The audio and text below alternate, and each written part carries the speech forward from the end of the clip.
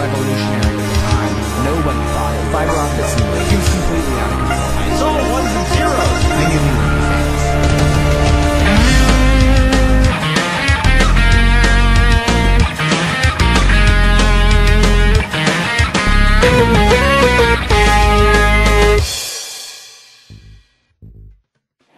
System sounds.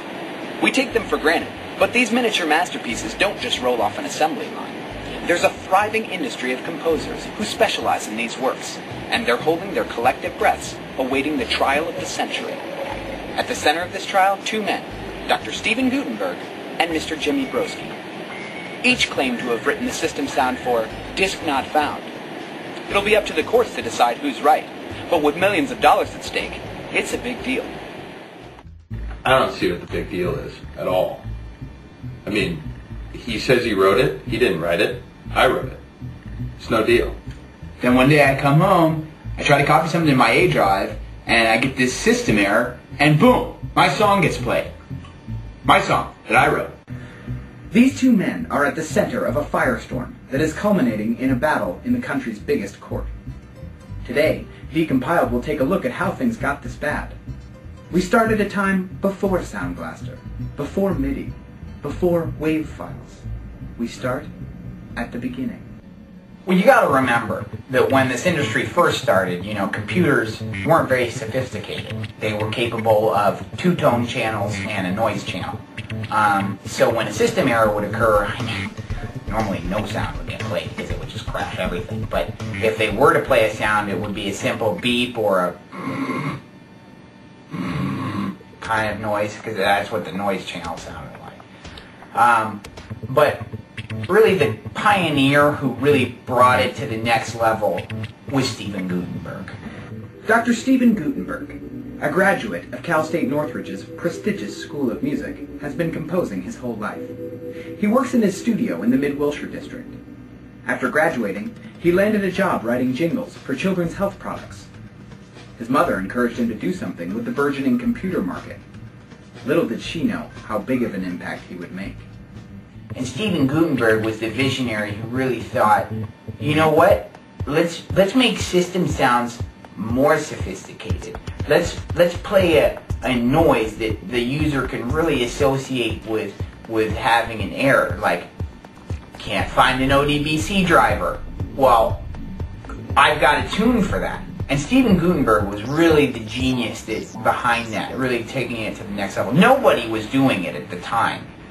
He was really the guy that made it happen. Made what happen? Well, that's a good question. Decompiled caught up with Dr. Gutenberg in his studio to see if we could capture him making it happen.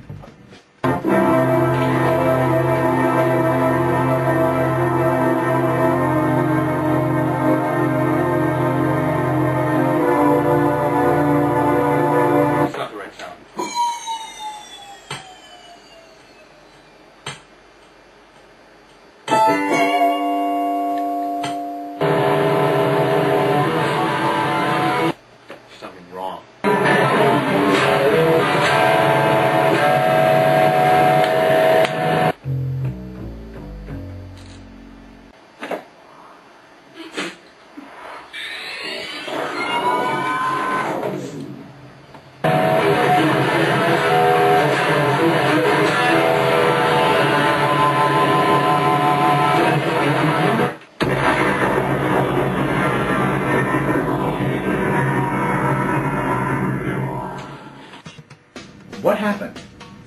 Clearly, Dr. Gutenberg has a creative process. So how is it that he's been accused of stealing an idea from someone else? Well, to answer that question, we must understand what was happening in the world of computers at the time. With the explosion of the internet and message boards and SMS text messaging, there was a lot of new players on the scene.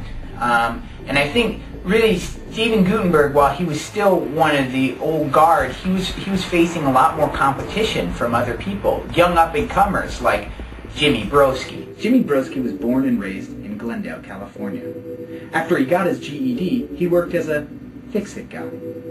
Because of his talkative demeanor, he was never in short supply of clients.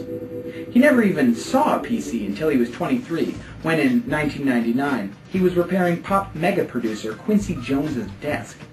It was there that he had an idea that computers and sounds went together. I mean, here's a guy, no sort of training whatsoever, no musical training, no real musical sense, and yet he's able to write some of the hottest new system sounds out there. I mean, he was a hot commodity. Madison Avenue, Fifth Avenue, Avenue of the Americas, forget about it. They all wanted him. What did they want?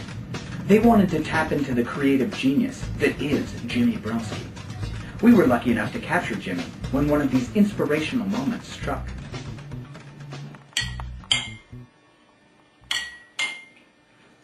But see, every once in a while, like inspiration strikes, and I'll think of a song, you know, to use for a system sound. And when this happens, I'll get it down on tape. Let's play that stuff. Let's see. I mean, typically I'll bust out my old Casio keyboard. You know, I like to go old school because I think it's truer to the art form. You know what I mean? And it helps me keep my focus. You know, when I'm working.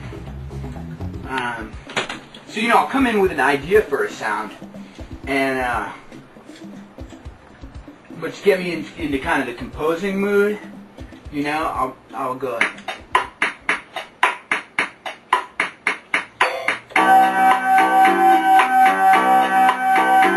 I really start to feel it, you know, and I really feel like I'm one with the music.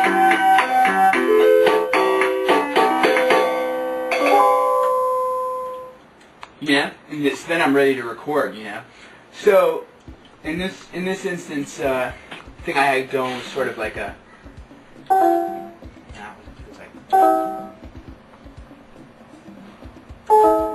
That was it. Obviously, these are two very different personalities. So which one wrote the Disc Not Found song? Since 2001, Dr. Gutenberg has received a royalty check every time the song is played on your computer. However, in 2000, Mr. Broski applied for a patent for his song titled Disc Not Found. Are these songs similar? We decided to ask Dr. Gutenberg. Well, if I could just get you to listen to the two versions of the song that we have here, you can kind of tell me what you think. Here's your version of the error.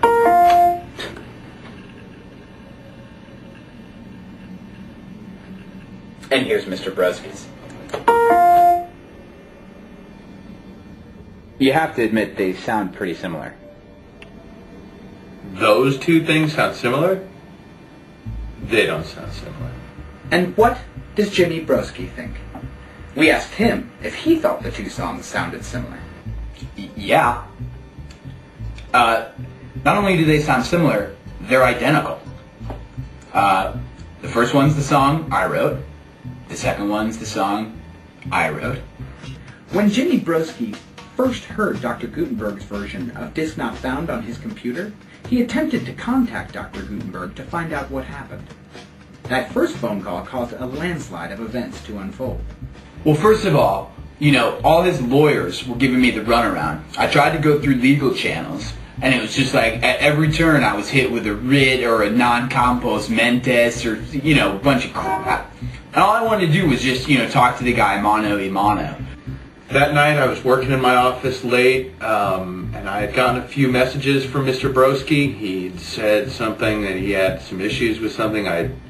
Prior to that I'd never heard of him, and I don't know how he got my address. He came in late one night, and he started yelling at me and throwing things. So finally I'm like, all right, I'm just going to go over to his office. So I go over to his office, right, and he's all giving me this, you need to talk to my lawyers bullshit. And so I kind of lost it. I mean, I don't really remember. I think I threw some papers, maybe. I mean, I don't think I was really out of control per se, but I think, I went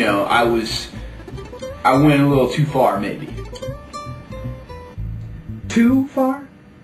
Not far enough, according to the LA County Sheriff's Department, which decided that no charges were warranted. But the battle didn't end here. Jimmy Broski hired high-powered attorney Johnny Cocteau-Stone, and this case has become a media frenzy.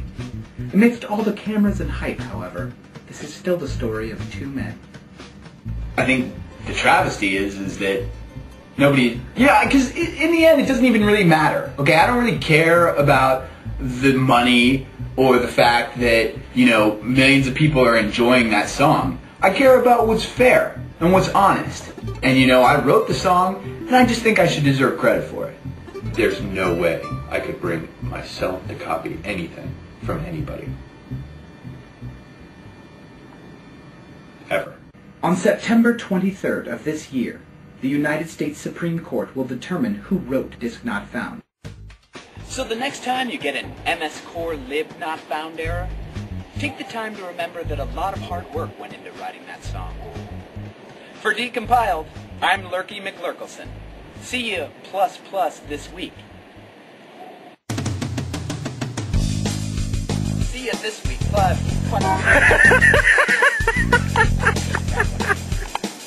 Decompiled, I'm Lurky McLurkelson. It'll be up to the courts to decide who's right. It'll be up to the courts. It'll be up to the courts to decide. Well, where do any of these come from? They come from the mind, the soul, me.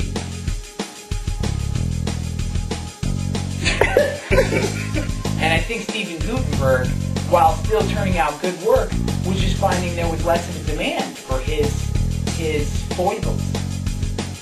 Foibles?